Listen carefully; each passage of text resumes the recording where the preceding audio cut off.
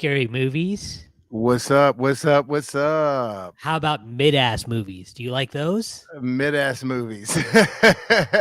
You know what? I put the wrong thumbnail up, but this is actually the Scream 6 spoiler Spoilers. Yes. And we can't do a Scream 6 spoiler discussion without my can of spam, my main man, my horror partner in crime, my co-writer, my fellow co-director producer, my boy, Mr. Worley.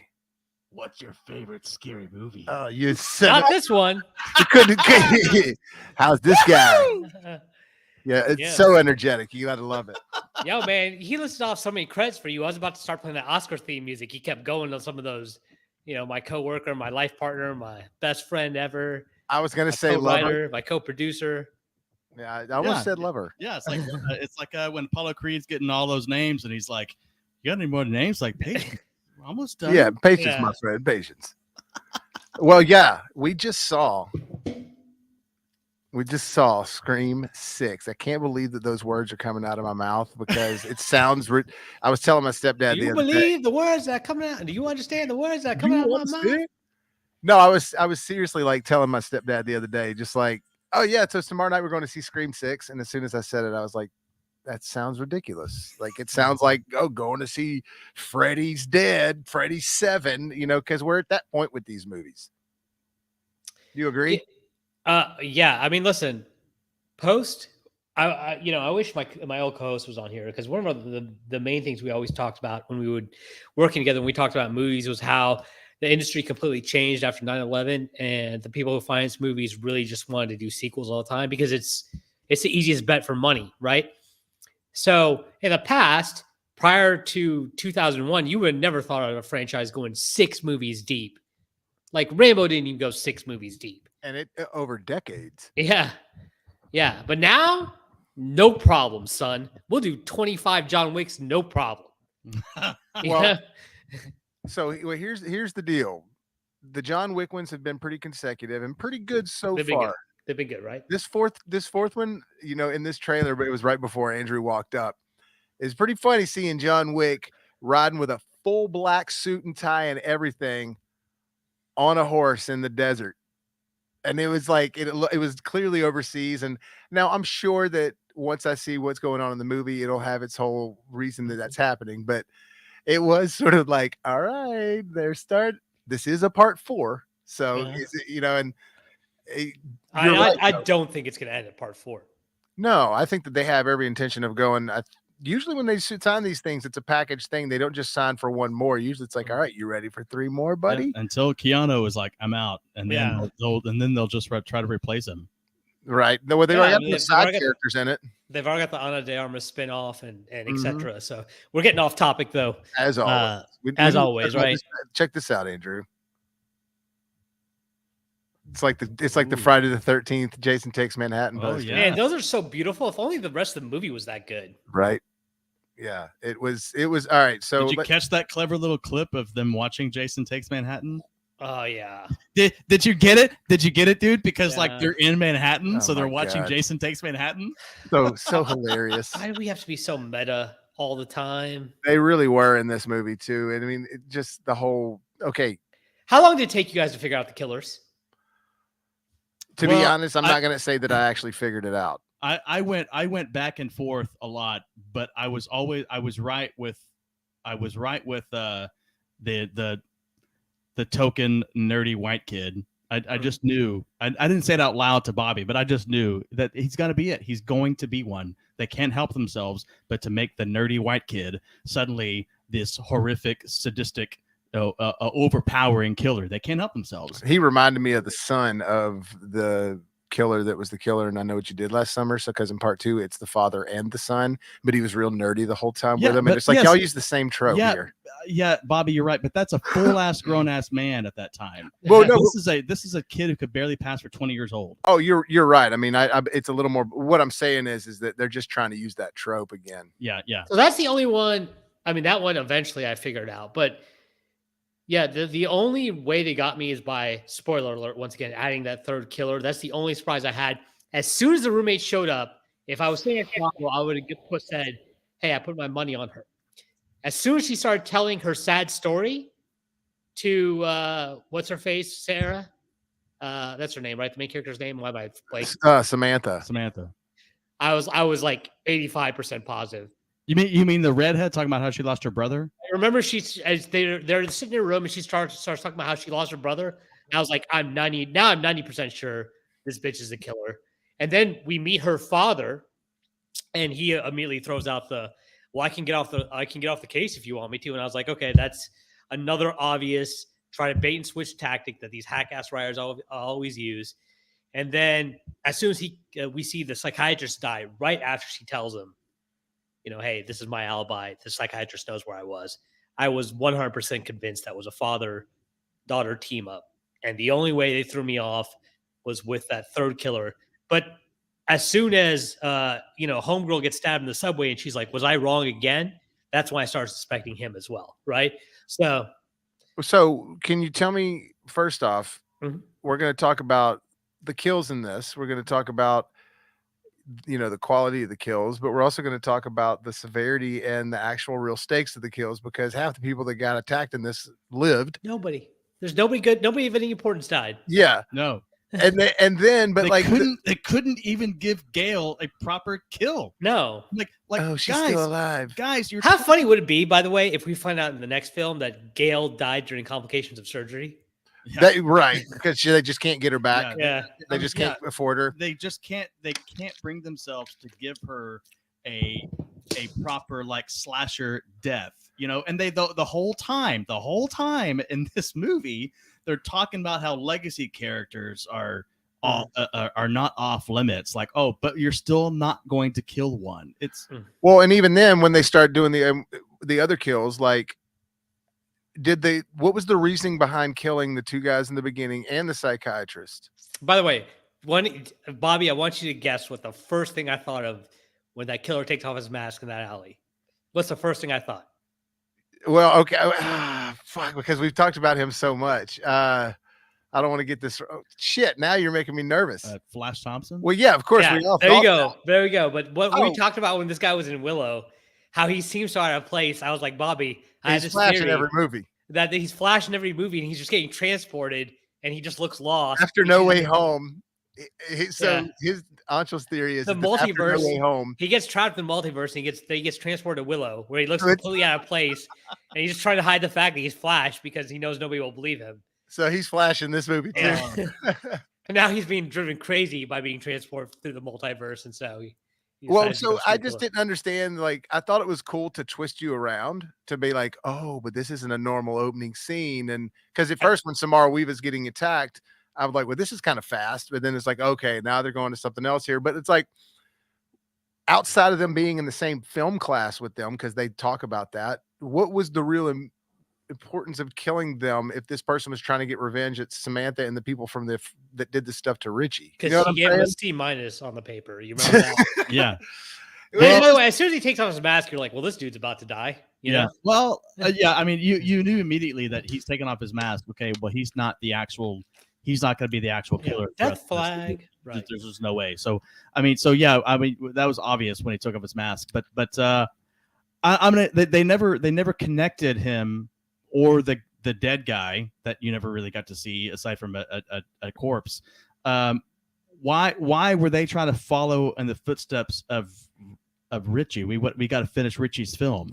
Yeah. Who are you guys in relation to Richie, and why do y'all care so much about this dude? That's what I'm saying. Like, he did say we're finishing Richie's film. He did say that in the beginning.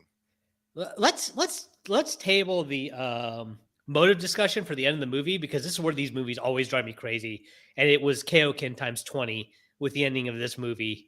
The stupid fucking motivations.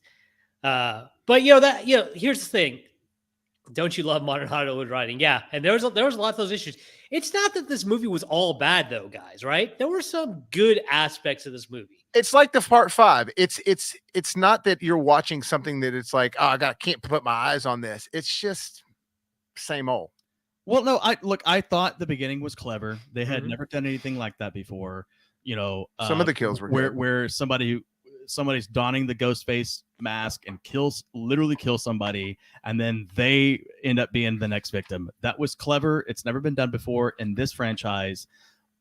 But just like we pointed out, like, well, what was the connection with all of it? Because they like to make all of these movies where they're connected. They're somehow connected to even part 1, which was done in 1999, and they're all somehow still connected. So what was the connection with the two idiots that got killed at the beginning who thought they were going to be the next killers? Well, that's what I'm saying. He threw that one line when he thinks he's talking to Greg. Right. He's like, well, "We're finishing Richie's film." Were they cannon fodder? Were they Yes. just written? Were they just written for the purposes of having a twist in the beginning and that instead of a twist? Yeah, and I think that way you can kind of get away with saying, well, they're not connected because obviously they're not the real killers of consequence, right? So you can just say, hey, these are two fanboys. We killed them off. But it was just like Casey Becker and Steve in the first movie. What significance did they have to him getting revenge on Sydney? That's absolutely true. I've always wondered that. And these movies are M. Night Shyamalan in that they've got this issue with we've now written ourselves where we have to connect everything. And how many sisters, brothers, boyfriends, cousins can you have that can kill people? You know? No, you're right. I mean, so like think about, and we were also talking about the similarities of this one being, you know how like Force Awakens is A New Hope. Mm-hmm. This one is Scream 2 in so many ways. They're at a college. They even reference the fact that Stab 2 took place on the college. But look, Andrew, think about this. They're even in an old dilapidated theater, just like they were in the end of the Scream 2 in that theater. Yeah, I forgot about that. Dude, yeah. Like there's so many comparisons. Yeah, this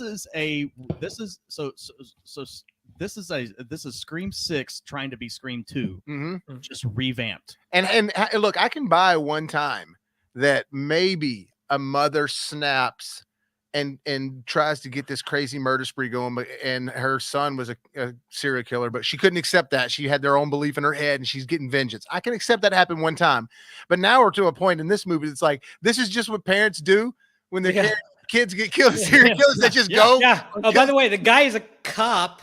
And no other cop notices that his son is a killer. The FBI bitch doesn't notice that the cop working the case was the father of the previous killer. Yeah, like you're the worst FBI. Yeah, another hole. I mean, agent ever.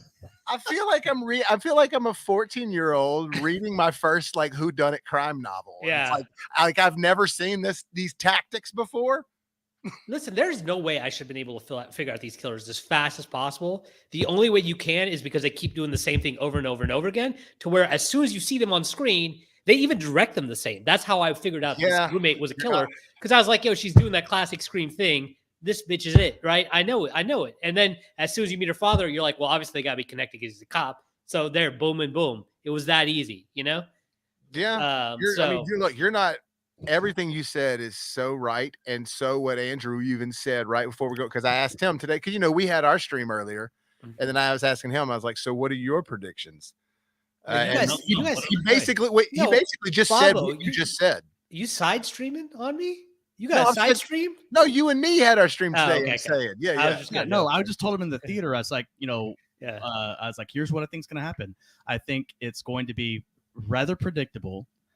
I think they're going to follow the same formula of all the other Screams, which lends itself to be predictable, but it's going to be a lot of fun, and it's going to be gory, and the reveal is going to be disappointing. Yep. A couple things I want to note at the beginning scene, right? I've been to New York so many times. I never see an alley like that in New York. Only in movies do you get alleys like that in New York. Dude, that was a total either a set alley or a blocked off sectioned alley where they cleaned up and made it look the way, man, that was totally a set, dude. Yeah. You will never see an alley like that in New York. I've been there so many times, fam. Yeah. Never and see part alley. of this, they actually shoot this in a real subway station. By the way, if you're in New York, you don't need to go to an alley to stab somebody. You can do that. You do it right there. Nobody's gonna. Nobody will even blink. They'll walk right by you. Shit, you said it, but I was thinking the same thing. I was like, well, this is this is actually the one aspect that's real in this is the fact that you can stab somebody on a subway station and no one fucking cares. Yeah, I mean, that was them trying to depict that, of course. By the way, so I spent a Halloween in New York and made the mistake of getting on the subway to go to NYU for the Halloween event, and it is That actually undersold how crazy the subway is on Halloween night in New York. It's 10 times worse than that. Yeah, I don't want to go to that. Yeah, I mean, listen, I ain't trying to it be a took part of that. me, I think it took me 30 minutes to walk out of the subway station to walk upstairs because it was so crowded. Okay, so see so when they were going to the subway station, they got separated because of the crowd. Mhm. In my head, I was like, "Is this y'all's first time to do this? Like, did y'all not know that the crowd was going to be so? It was going to be so busy down there. You're going to get separated like that. Like, how did you let this happen?" Now, in a New York subway, I've been there so many times, and yeah, and when it's that crowded, it is very easy to get separated. I've been separated from my crowd. Then I so stand that- corrected. yeah, Well, that but is- at least they did it as a better way of them getting separated rather than them suggesting to separate. Right. yeah. You know, at least it wasn't them just being full idiots. But you know, another poster real quick, just talking about New York, and we were talking about maybe they didn't even shoot this in New York. I mean, I think they had to have a couple times because at one point it did look like they were in Central Park, but maybe they filmed like Yeah, the Central Park scenes were maybe they sure. filmed like a day in New York. Because I remember Right. in the Friday the 13th Part 8, they only had like 3 days to film in New York because it was so expensive. Yep. But these posters are better than the the movie. You know, look Yo, at that. we didn't get a New York cab scene. We did, and I was so hoping we were going to get some sort of Ghostface cab scene where he's driving around a cab and like trying to threaten people or something. Oh yeah, that would have been cool. But Unless you think that you'd have to be stupid to not see that the sub or the taxi driver is wearing a ghost face mask when he pulls up. These characters are that stupid. They do Yeah. a lot of dumb things. So I could totally buy the hopping in the taxi. Well, I do dig that they make the main girls not so stupid. You know, yeah, I liked Jenna Ortega and Melissa Barrera in this, and I liked them both in the last one. They're cool. They're Yeah, I don't not think- issues. The performances in all, I don't think are the issues. The people do great with the material they're given, but I mean, when we talk about some of the tropes, well, let's talk about the rules of making scary movies. Okay, I'm so tired of these rules. Dude, I man. was- thank you. Because here's the deal. Here's the truth, people. There are no rules to making any type of movie. There are tropes. Movies have tropes. And But that's you don't have to have exactly rules. what they did. John Landis has got Max Landis before he got canceled had a podcast. He's the son of John Landis, who's a famous producer, and he tells the story about how he'd asked his dad for writing advice, and his dad said to him once, he goes, "Hey, so Max, how do you kill a vampire in movies?" And Max is like, "Oh, sunlight, garlic, stake through the heart." And he was like, "Wrong. If it's your movie, you can kill a vampire however you want to, Yeah. because it's your movie and you set the rules. If you want to shoot him in the face with a stream of urine to kill the vampire, that's how you kill your vampire in your movie, right?" So this whole, what are the rules of the scary movie? And then you throw out all these arbitrary rules that you just make up on the spot. okay, It's stupid. I disagree. I'm going to push back on that one because, it's just part of the vampire lore that there are, X but amount there's of several. ways So if you to kill a vampire. yes and no, you can I make so I it- used to. They some vampire movies do take it upon themselves to kind of add a little bit of a new lore, where like silver suddenly can kill them as well, and not just a stake through the heart or sunlight or garlic, and that's fine.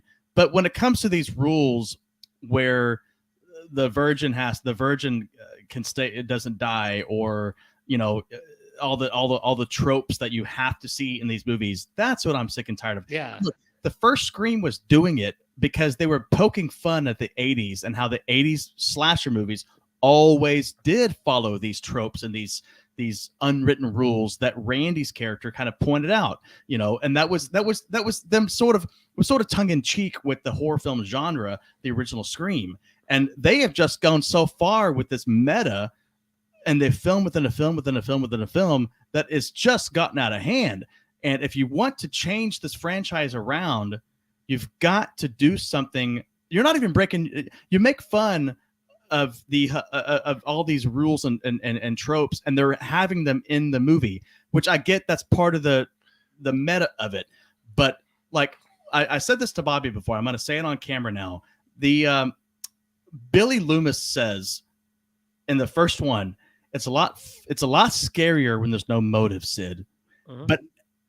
But every single killer and every single Scream movie has had a motive. Yeah. Why can't there just By be... the way, it's all the same motive. You ruined my family. That's Yeah. the same motive every Why single can't time. there just be a killer who wants to just, he's maniacal and he's crazy and We said he just wants to put the scream mask on while he kills people? There's really no motive to it. He's We just said a that- fucking psychopath. We said that during our pre-stream. I told that to Baba, where I'm like, hey, listen, we've watched enough documentaries now on serial killers on Netflix, because that's one of their prime markets, right? Is serial killer documentaries, to know that they don't need to have the cheating mother or the son who got killed because he's a killer, or whatever lame ass reason you want to give that you're killing people because your family member was wronged in some stupid ass way to be a killer. You just are a killer, right? You just murder people. That's where it is. Yeah, that's what's so good about Devil's Rejects and House of a Thousand Corpses. No reason behind it. They're just crazy asses. Yeah, dude. Ted Bundy broke into the dorm rooms and just beat the shit out of girls he didn't even know. Yeah, exactly. John Wayne Gacy, like all these serial killers, they might have had something tragic in their past that helped lead to their psychosis, but it's not something that happens that leads them to revenge on a certain person that makes them a serial killer. You know? No, I mean, there may have been something to their childhood that inspired Yeah. them, or something like that. But yeah, there's never this going back to the family doing it, like Andrew said, like I don't need the family to connect every time, and them going over the rules again and again and again, and him, like you saying, them just being in there. Like, I don't want to hear about the rules. The reason the rules worked in the first one is because it was Randy's nerd video store character that was just obsessed with that. The whole crew of them weren't like, you know what? Let's listen to his rules. But in this movie, they're all like taking notes when Randy's niece is giving them the rules and stuff. It's like, shut up. She bothered me too, man. Sorry. And, well, even in the fourth one, they point out that the nerdy video guy is probably the number one suspect, and they completely fucking ignore it. Yeah. It's just and they tropey. do that in this one too. Remember? So completely. Yo, It feels like a part 6.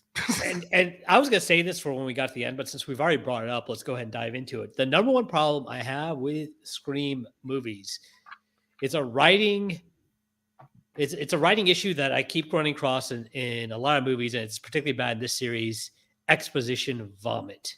When we get to the end, we have to exposition vomit everything. And that's when I've completely lost respect for this movie, is at the end when the 3 killers show up and we got to go on this freaking montage about what our motivations were. And they act it up and they ham it up so much that I almost wonder if that's what the direction was. Well, and mind you, 2 of them have guns that they can't just seem to pull the trigger. They just keep having talking and have to talk and tell them. It's like a Bond villain explaining everything to Bond before he finally gets free. You know? Yeah. And they're all acting so over the top. It's ridiculous. Yeah. And that's when I was like, okay, I was kind of debating at that point. I was like, am I kind of enjoying this movie, even though there's a lot of stupid stuff going on? Maybe. Yeah, I think I kind of am. And then the ending happened. And I was like, I hate this franchise. Yeah. Look, it's not. Well, your favorite movie is an anime. You probably, you don't even like. No, that's not my favorite movie. My favorite movie is Shawshank Redemption. Yeah. Look, I went into Scream 5 or Scream, whatever you want to call it, Scream 2022. It was the requel. Yeah, the requel, which I hate that. Dumbest thing I've ever heard in my life. So stupid. Yeah. But that they didn't coin that though. That's been being used. But no, so the Scream one, the Scream 5, they basically just tried to sort of remake that feeling again that you got from the first one. And so on the coattails of the Halloween being really good by David Gordon Green and all this stuff, like I went to that movie super like hopeful, excited, almost kind of sure it was going to be really good, you know, get out of it. And I was like, it's kind of just a rinse and repeat. This one I went into being like, okay, maybe they learned something. Usually the part 2, they'll amp it up. And it's like, I'm saying part 2, I mean, by these directors, you know what I mean? They amp it up. It's their second go around. It's in New York. Cool deal. Felt the same as I did out of the last one. But I also went into this one thinking it'll probably be just, let's have some fun. The next movie, I have no hopes for. I'm going to go into it and be like, oh, let's go see what they do with this shit. Yeah. Like I had small hopes for this one. I don't have any hopes for the next one. You know how you can tell they did a bad job writing the movie and how they probably didn't even have faith in their own script is when you had to tie in an explanation for why people are, calling Sam the killer, like, oh, we set it all up. That was part of our plan. No, you could just have that be. You could just have that be part of the script that online conspiracy theorists are pointing to her as being the killer, and we all would have bought it. You didn't need to give us an explanation. But when you overwrite like that, when you're frantically tying up all loose ends, I think it's a big sign of the writers not really having confidence in their story and not really being in the flow of the story and over explaining themselves. It's a classic writing mistake. Yeah, over explaining for sure. Because like I honestly was like, but what about the fact that all these other people witnessed what was going on? Like you saying that Sam was secretly behind it and they weren't. They were covering it up for her while I mean, they listen, were man, taking we over? live in an era where Like, people believe all sorts of crazy things despite evidence. So yeah, we got one I of them on will, the Mavericks right now. huh? We got one of them on the Mavericks right now. Yeah, right. Well, So I'm well, willing to buy that much. You don't have to explain that. Right. Well, like the you said something about overwriting and the tying up loose ends, and I don't. That goes with like what I was saying. The formula, quote unquote, for these Scream movies seems to be that they have to end it every movie with the reveal, and then it's going to get carried on to the next film. Somebody else dons the ghost face, and that was what I was saying. Like, break that formula, and make it to where like 7, 8, and 9, or even 6, 7, and 8 don't actually, or 6 and 7 don't actually reveal who the killer is. And it becomes like there's a trilogy within this franchise where they actually decided to break the mold, and these 3 films, it's the same killer the entire movie, but nothing is revealed until the 3rd one. Yeah, that'd be awesome. You know, that's what be like a that's Darth what Vader. That's what this franchise needs to do.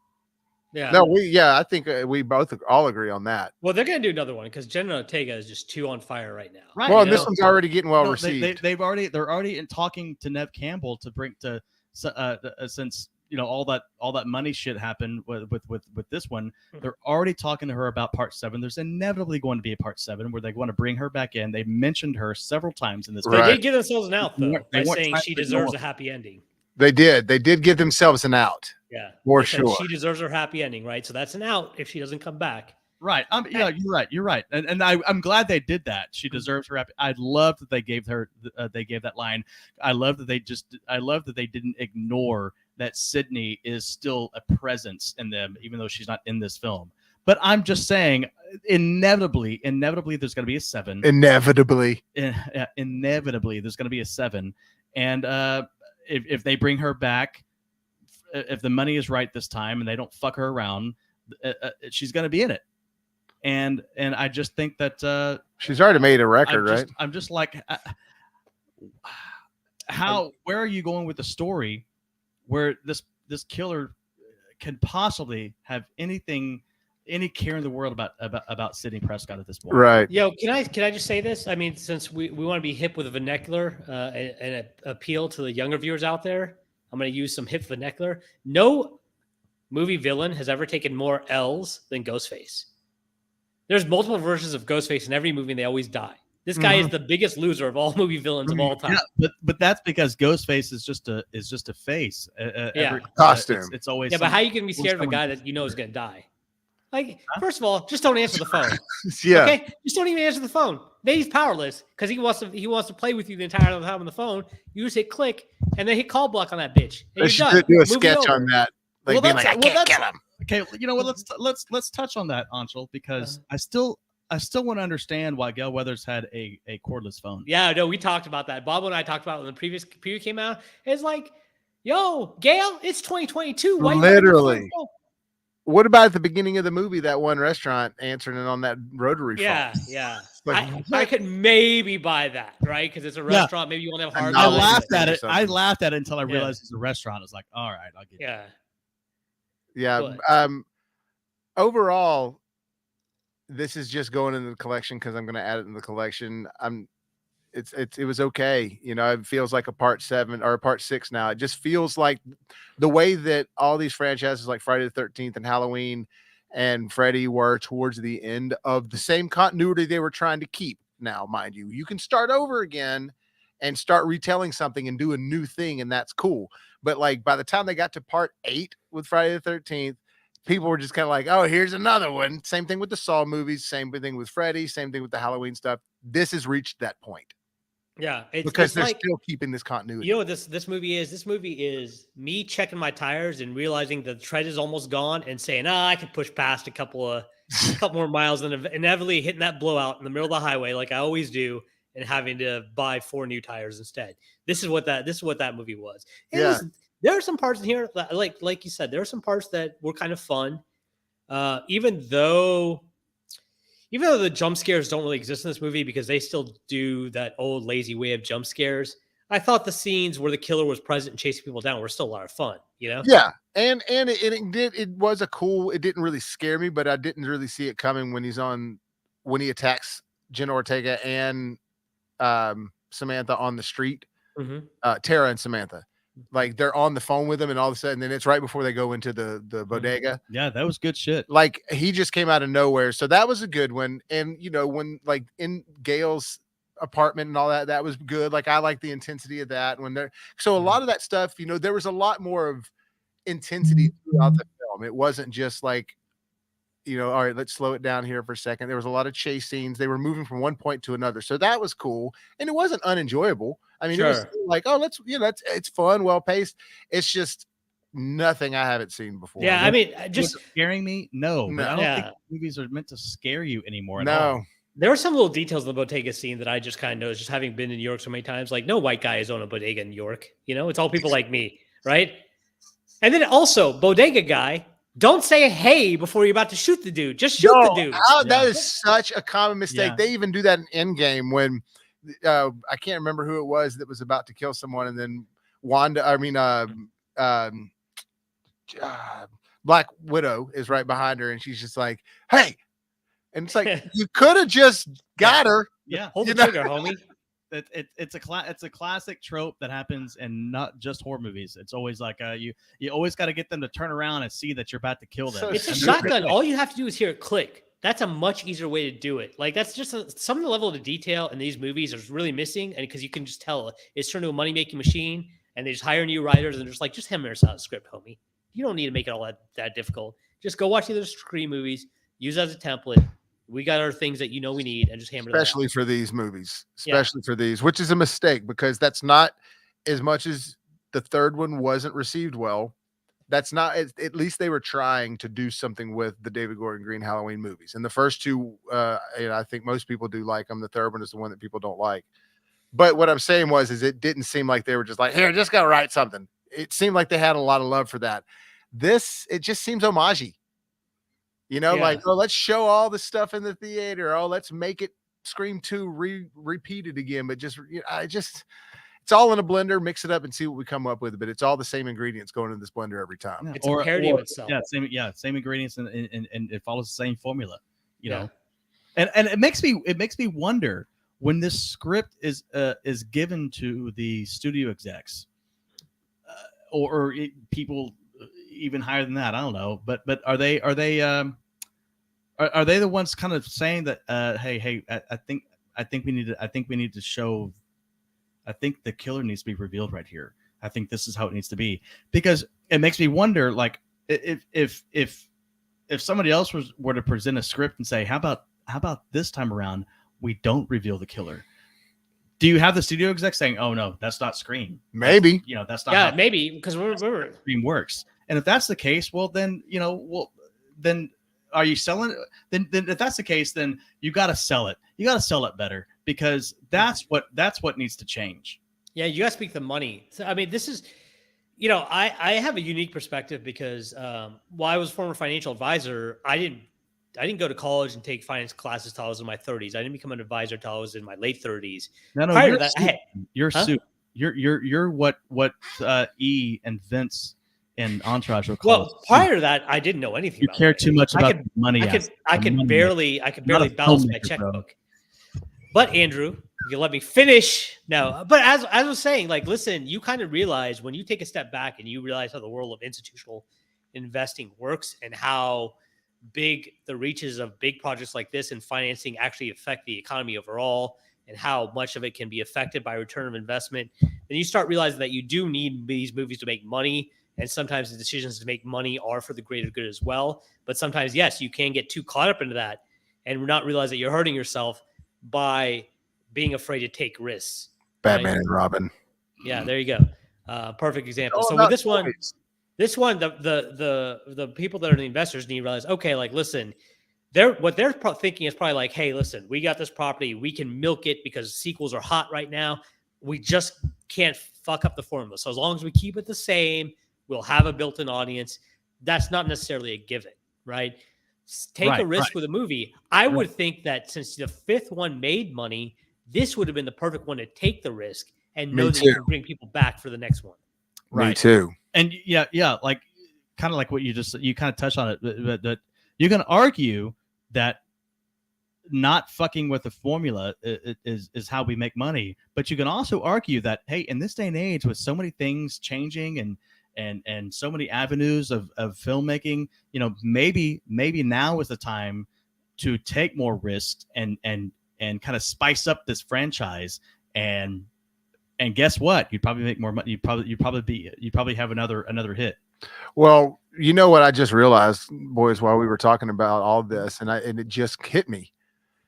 We are starting to get sort of in that same spot in the late 80s that we're getting with these films. I think that they're just pumping them out to make this money like they were, rather than in the beginning. It's like all the slashers were good in the early 80s because the ideas hadn't been done. By the way, yeah, I hear you. And by the way, just before you finish, I want to let you guys know that I did pull up a list for the top 10 best years in horror films. So we can discuss that in a little bit more detail if you want to, but go on.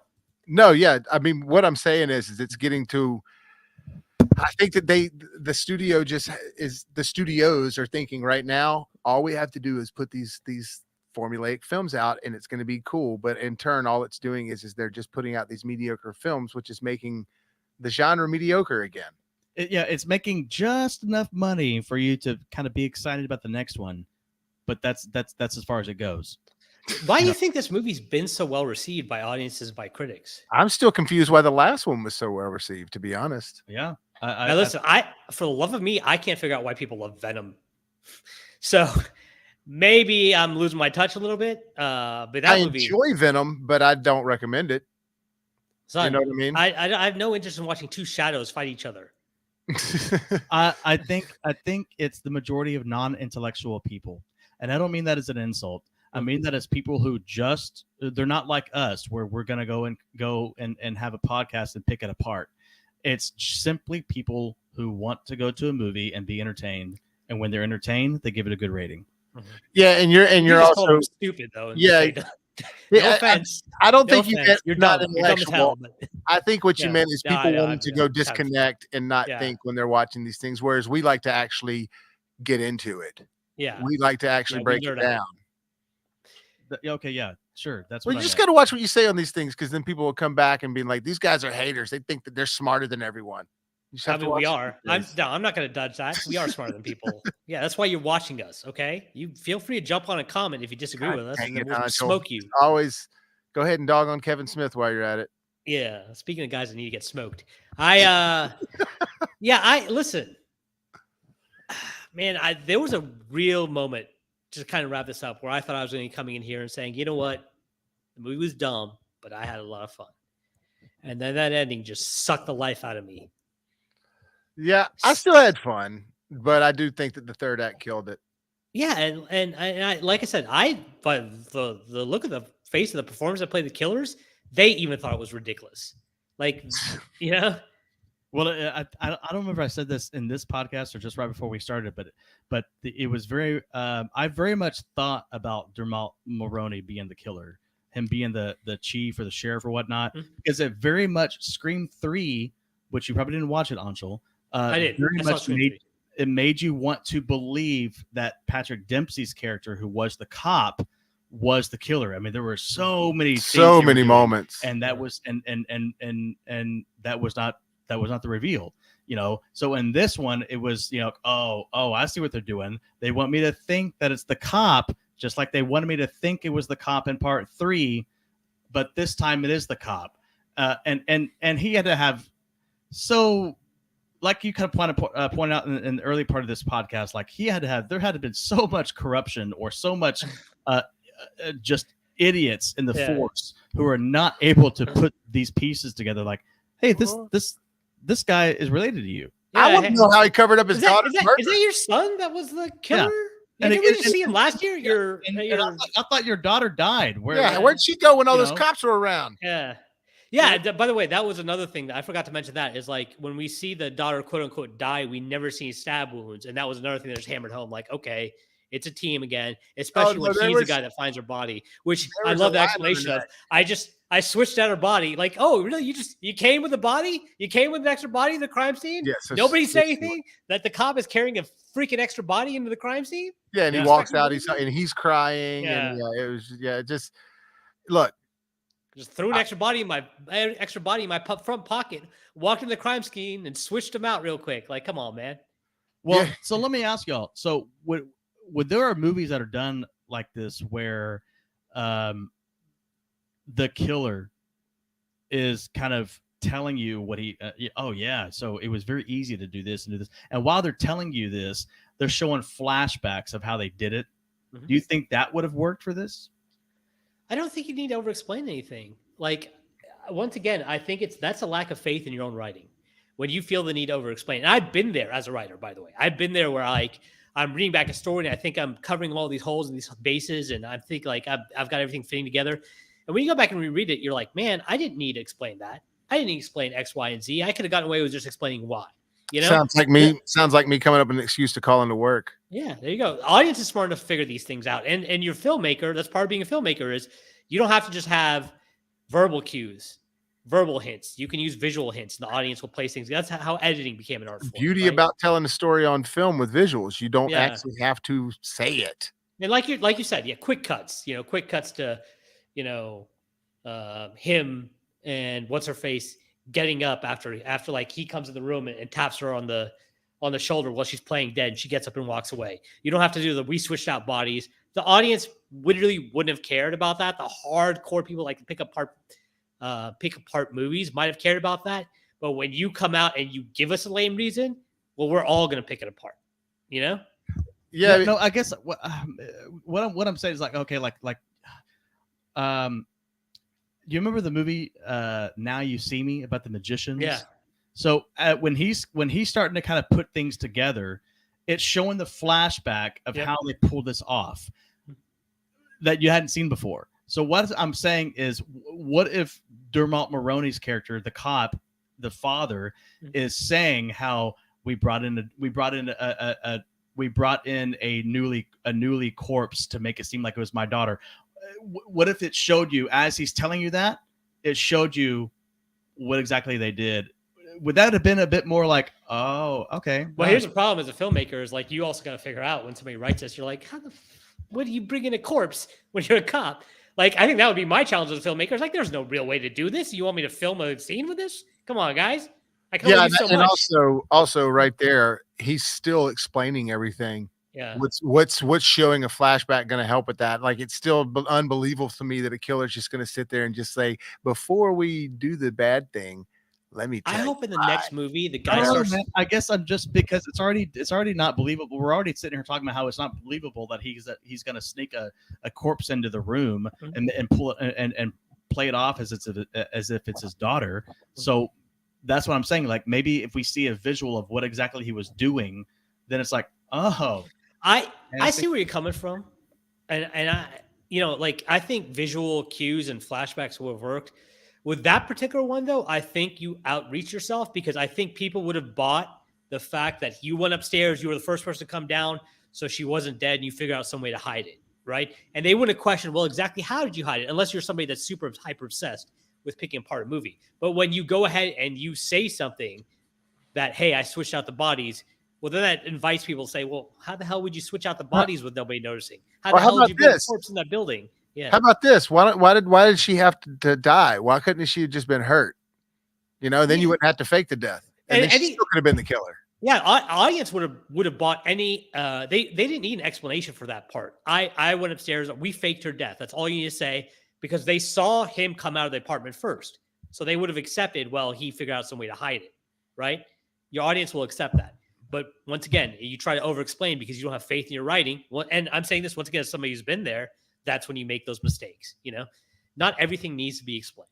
See, I felt holes in it, and not holes, but I felt disbelief in the sense that like that wouldn't have happened.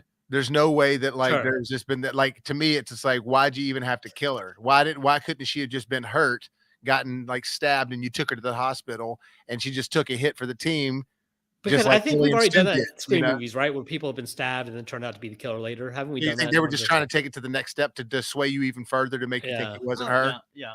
Yeah. Well, another thing is, homeboy that get what's his name, Chad. Mhm. He gets stabbed. I mean, He's the new Dewey. They go to fucking town on his body, just Dude, stab, all up in his stab, lungs, stab, his stab, chest, stab, his stab. xiphoid process. And you mean to tell me that he ain't gonna die? Yeah, I like that xiphoid process. Yeah. His That's another thing. his diaphragm. It really bothered me that they weren't. And I know we touched on this already, but it really bothers me that they weren't really willing to kill anybody. Gail, Yeah. Kirby, Chad, who else?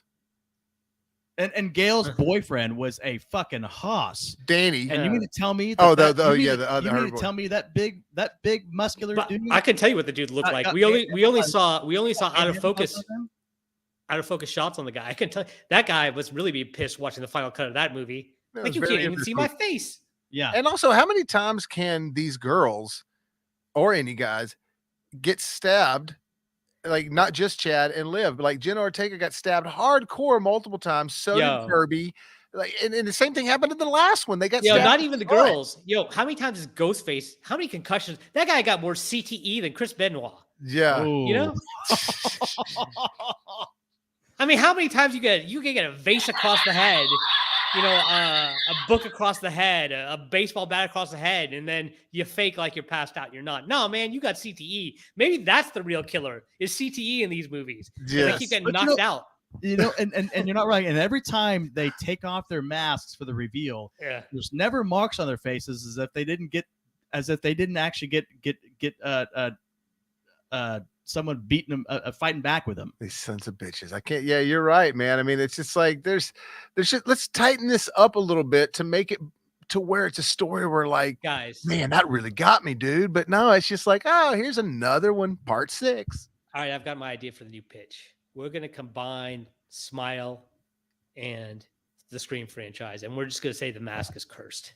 So the mask, instead of it actually has a smile like it did in scary movies when it got stoned. No, we're just going to say the mask is cursed, and that's why these people get superpowers, and they all go crazy, and they all think of some stupid ass motivation like, I can't believe you killed my son because he was trying to kill you. Like, yeah, he was trying to kill me. I stabbed him in the face. What Yeah. you want me to do? Get killed? And that's You what parents do these days when their kids are serial killers and get killed. Yeah. You go out on killing sprees.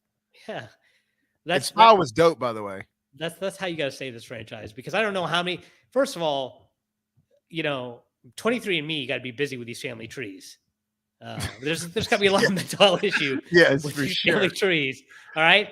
I don't know how many times you're gonna do I was related to so and so. It's just too much, dude. It's literally like we said today. It's not even beating a dead horse anymore. It's like trying to rise this dead horse from the ashes with voodoo spells. It's just terrible. Yeah. Yeah. Enough with the family shit. Let's do like real. yes. I need this to go in a different direction. I need it to completely disconnect. If they're going to keep doing it, but they won't. I mean, they'll keep doing it, but they won't disconnect. Well, it's because they're not watching BrassReel movie reviews. Yeah, man. that's right. You'd have to watch this channel and listen to what we say. Yeah, or they just don't care about the product anymore. There's it's like Fast and the Furious. I feel like that's what I feel like I'm watching, Fast and Furious movies. Like they know that's about family, first of all, which they mentioned in this movie, ironically, right? The core 4 family, whatever. Dude, hilarious, right? Yeah. And they're like, okay, we just know what these movies gotta be, and they'll make hundreds of millions of dollars. That's what they're gonna be. We're not gonna put any extra effort into this, you know? Well, and you know, like as Maniac was saying today on the stream, a lot of because he's actually on Facebook a lot trying to share videos in groups all the time, and he made a bunch of Scream quizzes and stuff on his channel. And he says that, you know, once last year when Scream 5 came out, that all these mothers and daughters were like posting about going to see it and stuff. For some reason, it like struck a chord. It was a bond. I guess it'd be the same as like me and my dad going to see, you know, the new Texas Chainsaw Massacre or something. You know, I guess it was the same thing for these mothers and daughters. I don't know. I guess mothers. That's a very weird bonding experience, but okay, maybe. What? Going to see scary movies with your old man? Hell no. No, I mean, I can Hey, listen, if my dating history is any clue, I can see mothers raising their daughters to be serial killers. Speaking of mothers and daughters, Uh-huh. I kind of want to know who Samantha's mother is. True that. We her don't know. mom. Well, it's her and Tara's both. They have the same mom, but we don't know who. We've never seen her because that's how they're sisters. If she ends up being the killer in Scream 7, Well, I think is that what? Are we sure about that? Is it Samantha and well, they can't share the same dad because Ortega- Billy's ass is you know, dead. character that they have the same mom and or is it they have or Billy is Samantha's dad but not Jenna Ortega's dad? Is that yeah, what it is? Billy's Yeah. Samantha's dad, not Jenna's dad, Yeah, because she was like she found out that mom had cheated back in the day and had me as the first kid. Right. Yeah. So yeah, but who's the mother? Well, that's what I'm saying. But they have a good mother. Like the mother has never been. She just happened to have an affair back when she was a kid. Maybe because she sees all these bodies being dropped and she's like, screw these hoes. I ain't getting anywhere near them. Dude, I'm trying to die and be a part of a stab franchise. I mean, yeah, we've never seen the mother, but I guess what I'm saying is there's nothing to say. The mother, I think, is just supposed to be the mother that raised them. Mm-hmm. You know what I mean? Yeah. Well, she's about to die or off screen or be a killer in another movie. So congratulations ahead of time to Mrs. What's Her Face. So quick question, guys. I've got this list pulled up. What do you think, according to movieweb.com, is the best year in horror? Oh, that's tough, man. I mean, it's definitely in the 80s for me. Are you meaning Wrong. financially? What is the best year? No. This is just according to this website. So they're going off quality, not quantity of dollars. They're going off what? Quality? And it's nowhere in the 80s at all? No.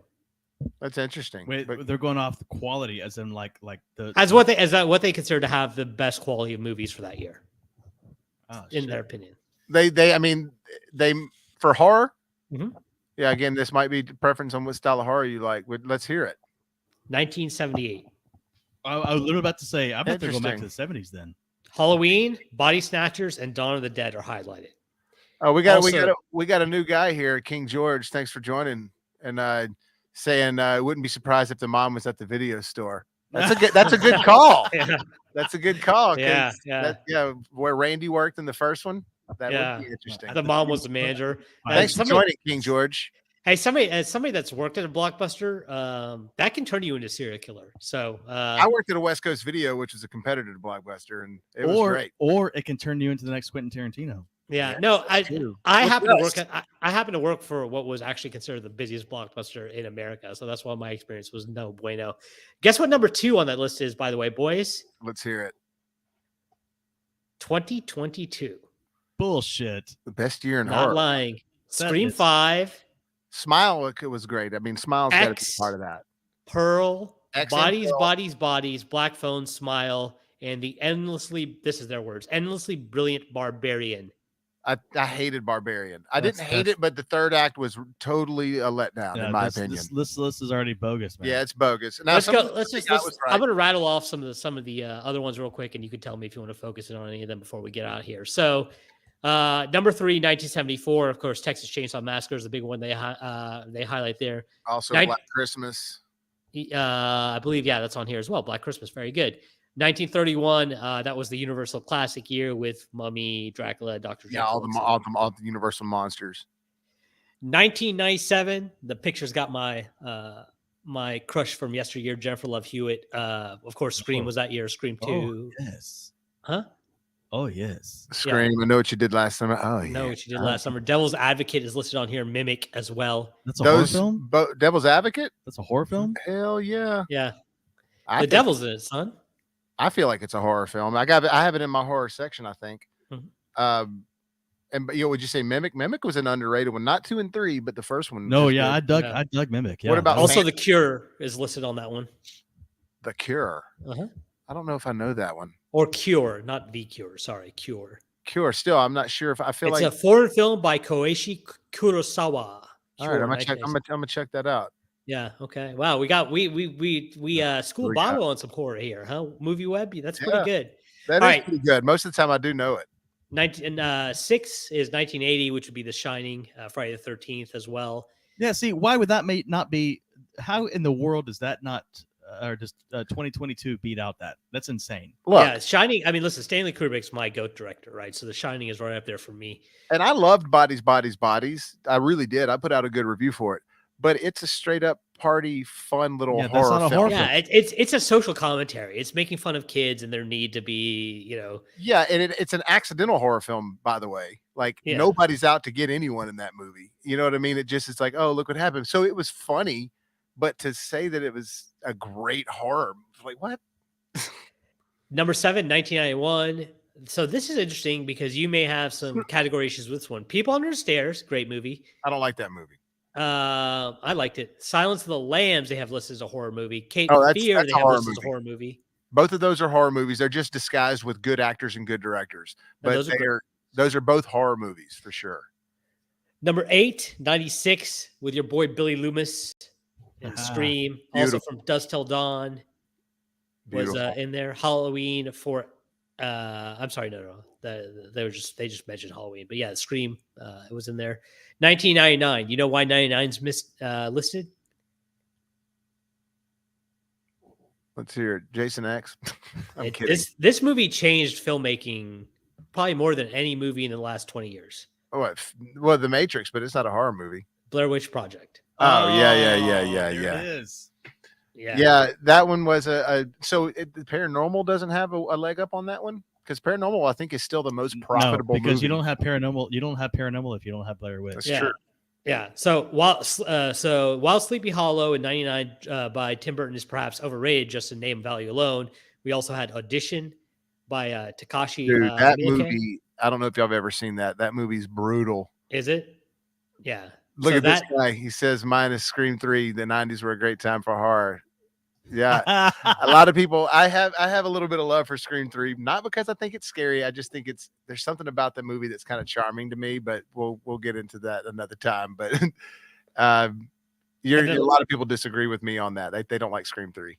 And then the final one on this list, 1982, with Poltergeist and The Thing. Poltergeist is awesome. Thing is awesome. Yeah, all those are amazing. The original Poltergeist still holds up.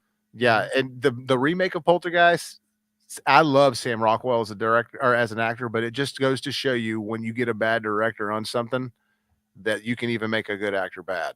All right, this is a slightly better list. I don't want to go on this too long, but this is fun, so I do want to take this a little bit longer just because I'm with two horror buffs, and I feel like we're really in your wheelhouse. Screen Rant's got their first one in 1968 with The Night of the Living Dead and Dawn of the Dead being highlights. Rosemary's Baby as well. Their number 2, 1973 with The Exorcist being a highlight there, as well as Wicker Man. The Wicker Man. The original Wicker Man is good. The Nicolas Cage one is a little interesting. Also, Sputnik Rising and Kabaluric. I don't know those. Oh, but real quick, I was just going to say, we were talking about the Audition a second ago, then I saw King George's comment, but the Audition, if you hadn't seen that movie, I recommend it, but you also have to be ready to like be willing to stomach something here. It's brutal, dude. It's just a girl and a guy for the most part. That's all I got to say. And the girl is the evil part. Guys, the Audition. It's a foreign film. Check that out and then send your bill for your therapy to Bobo over there, because dude, it is something else. I just got to say. Disclaimer warning. Continue. Okay, so they have 78 as well, but there's a little bit more context here, in that it not only was it Halloween, Invasion of the Body Snatchers, I guess a remake, Carrie, Alien, Suspiria, Dawn of the Dead, and Black Christmas. All those are beautiful, and that Invasion of the Body Snatchers you're talking about is the one with Donald Sutherland, Kiefer Sutherland. That's right. Not Kiefer Sutherland, Jeff Goldblum, and but to me, that's my favorite version. That's a political satire more than it's a horror movie. You know? It is, but this one is the most horror-ish out of all the makes, if that makes any sense. It actually has the most horror vibe, the most horror special effects involved. And then Carrie, come on, Brian De Palma. Mm-hmm. Okay. Beautiful. They also have 1980, then 1982 with Poltergeist, Gremlins they list, and Evil Space and The Thing. From 1982, 1984. Here we go. Nightmare on Elm Street. Yep. Gremlins. And Gremlins is a horror movie. It's just also a movie that you can kind of sneak in. But I was afraid of Gremlins when I was a kid. I mean, listen, man, when I was a kid, I was afraid of the opening scene from Michael Jackson's Thriller where he turns into a werewolf. Who was it? Who was it, man? That scene was terrifying if you were a kid. I remember wanting to begging my parents to let me watch that, and then having nightmares and just it was when he looks up and his eyes are all yellow and he's got the teeth, he's like, "Get away from me!" I remember being like, "No, Michael!" Dude, it would almost kill me. Yeah. Oh man, I loved it. Yeah, it was beautiful. Well, not to get too far off topic because this is fun, but Bobby forgot to mention that he got a little hard on at that scene in tonight's movie when the two girls are going back and forth. Best horror movie. Oh yeah. He was like, "Oh yeah, I love this." Well, first off, yeah, because she was just like they were saying something and like they were basically naming everything that I was saying, and even when they said Candyman, I literally said both the same time they said both. Yeah, King George, the theme song to Gremlins was creepy, so it was Goosebumps, and also here's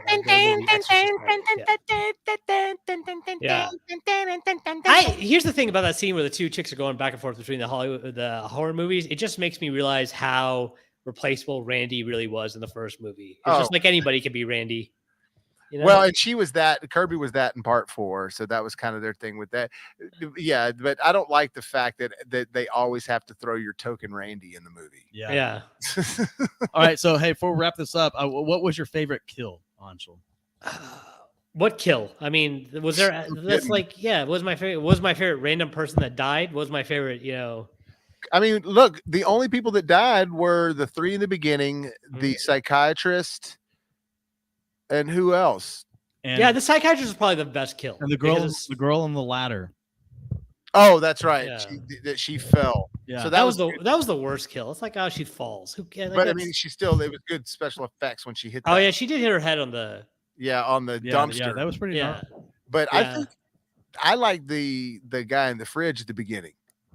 We didn't see that kill though. We saw the aftermath. Yeah, but still, that was like 80s style maniac. That has to be what is so disappointing about this movie then, because if what you think is the best kill is seeing the decapitated head in the fridge, well then fuck.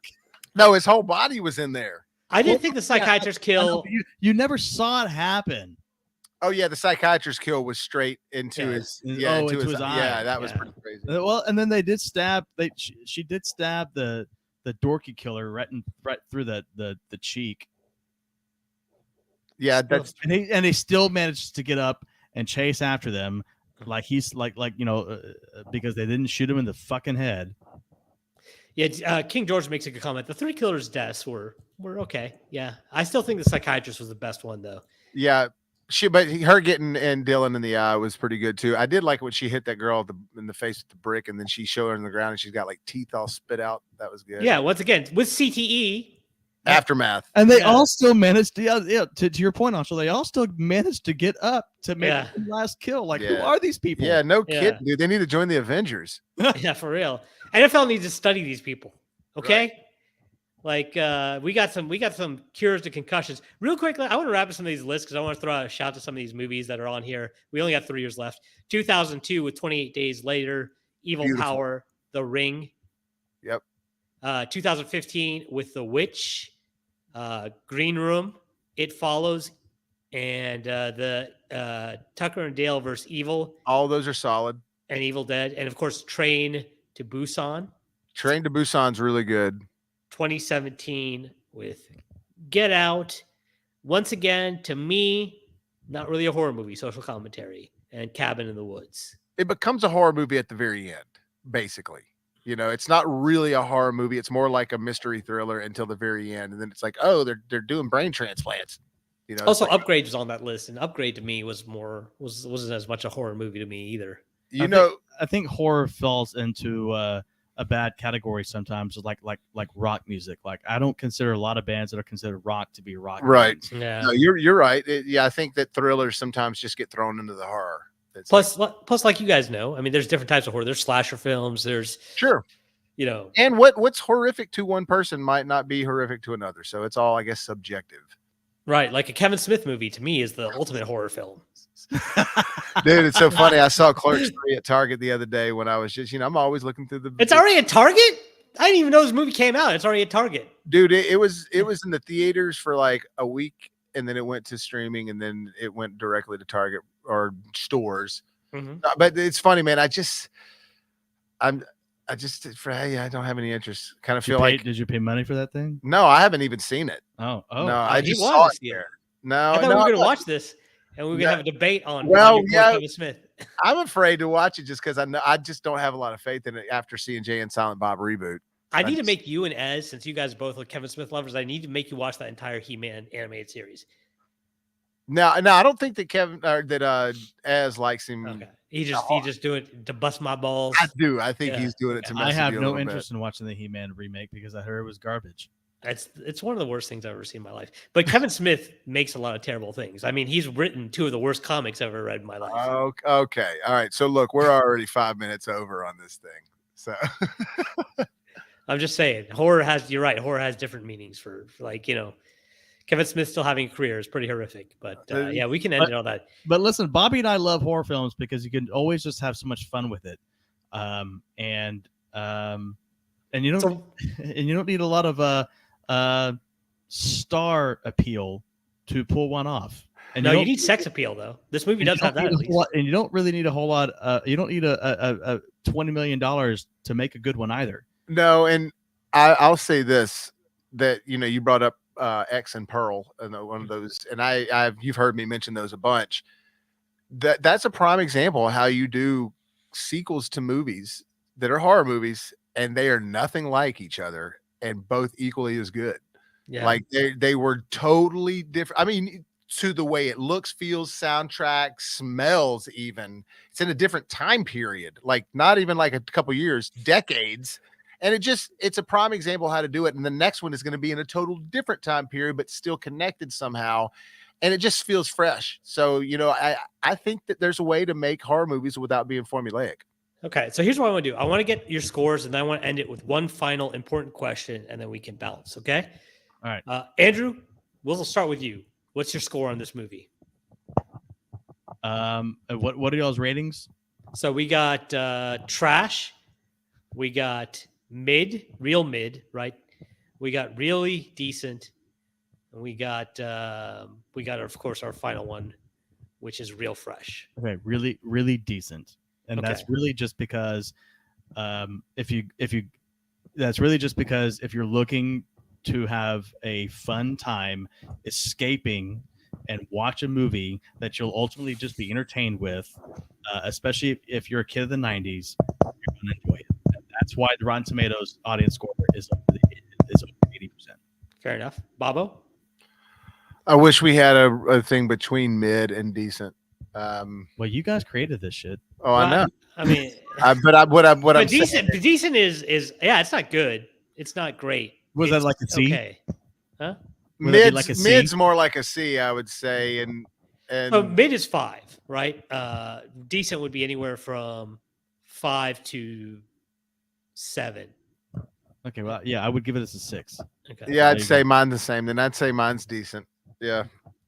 I would have said the same thing until the ending, and I hated that ending. And so I'm going to say this movie's trash.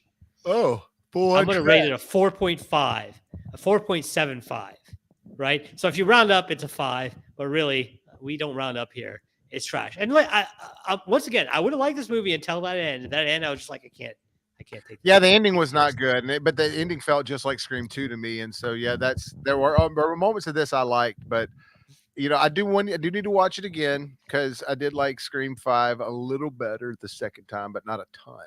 I could see that. I mean, like, as I said, it was trash. I kind of held back a little bit because I was like, man, there were some parts of this movie I really did like. But like I said, it's a fun ride, kind of like M. Night. It's an enjoyable ride. It's just a matter if you like it at the end. It was decent. It was over-reliant on Easter eggs, nostalgia, and the reveal was underwhelming, mainly because we have seen this reveal before in Scream 2. Yeah, thank you, King George. That's exactly what we said. You're right on point with us. Yeah. So I listen. I mean, I'm probably being a little harsh for the trash, but I mean, when you don't stick the landing, I don't care how many beautiful spins you do before that. And this didn't even have any beautiful spins. It was just like an okay movie that I was going to say was really decent, and they completely screwed up the landing. So. Yeah, I want to. Gail didn't fit either. Yeah, I want to. King George, this was, and we touched on this before you joined, and maybe you joined the whole time. I don't know, but this was trying to tell this. What am I trying to say? This is the filmmakers, quote unquote, within the movie wanting to copycat what they saw in Stab 2, but for us, it's what Scream 2 is. Yeah, this is basically, this movie is a cash grab. This movie is let's repeat what we know is successful and let's make some money, and that's all it is. So let's go ahead and end this on one very important question, Andrew. I want to start with you. Okay, I want you to be completely serious because this is probably the most important question we've asked the entire pod. Okay, Sam or Tara? like fuck, Mary, kill kind of thing. Was this just choose one? Just say the name. Yeah, choose. Hey, once again, Andrew, it's like we had that whole lecture about sometimes you just don't need to give all the details, right? Oh, just Sam. I think it's unanimous. Yeah, Sam. Listen, why is it Sam? Because if you know your boy, you know he only likes crazy girls. So yeah, it's Sam. Easy all day. You know, I told him, is like I could see her transitioning and being like, I'm not saying she's going to join the MCU, but it's like she has more of like, she has kind of a blockbuster build, a look. Like she's tall, she's exotic. She doesn't look like anyone else. Like, you know, so she could play in a movie where she has to do. I'm just saying, she just seems like she could sort of jump on that train. I'm just saying that if I met Gary for a sobering up, I mean, I don't know if y'all know this, but she had a really, like, she was in really bad shape. I think her marriage is over, but she. I want to say that she just lost her brother. I might be wrong about that. I think she's going through some stuff. She's going through some shit. I think this might be the first thing she's done since Scream 4 when it comes to acting. No, she did Nashville. She's not even on that show Nashville anymore, I don't think. Yeah, but that show's been over. That show's over. Well, that's funny because I was about to say, no, I was just talking. Nashville was after Scream 4, though. I was just about to say, just the base of the character, you know, if they're a potential serial killer, that's probably, I'm going to probably fall in love with them. But now that I'm hearing about the real life actress, I'd probably fall in love with her too. So she's damaged. You know what I'm saying? So yeah, we always all want a little project, right? Yeah. So, all right, guys. Well, that's it for our review of Scream 6.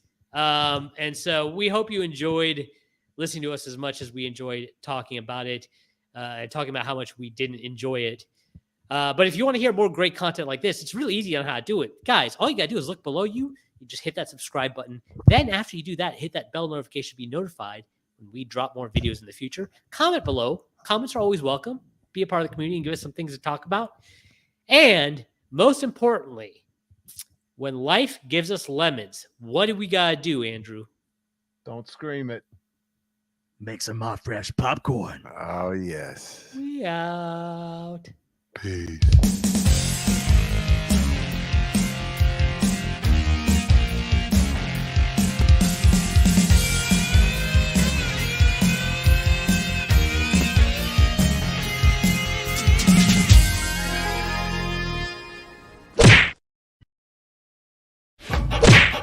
Wow.